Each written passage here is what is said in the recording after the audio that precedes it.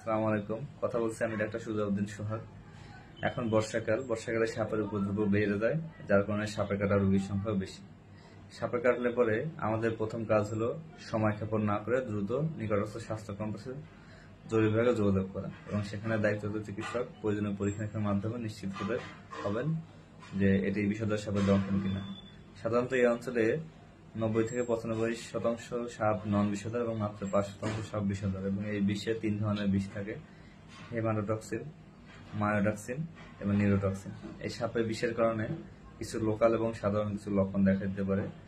যেখানে কামড় দেবে সেখানে পাশাপাশি 2টি দাঁতের দাগ থাকবে, জায়গাটি জ্বালাপোড়া করবে, ফুলে যেতে পারে, ব্যথা হতে পারে এবং সেখান দিয়ে অনবরত রক্তক্ষরণ হতে পারে এবং সেখানে ফোস্কার মতন লক্ষণ দেখা দিতে পারে।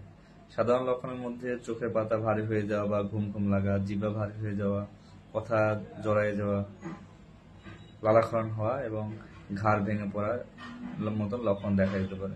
এই সকল লক্ষণ দেখা দিলে ডাক্তার সিদ্ধান্ত নেবেন যে অ্যান্টিভেনম বা বিষ নষ্ট করার জন্য ওষুধ ব্যবহার করা প্রয়োজন হবে কিনা।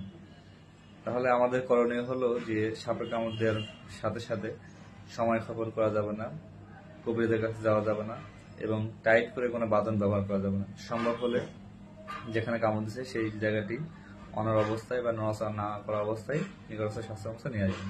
সবাই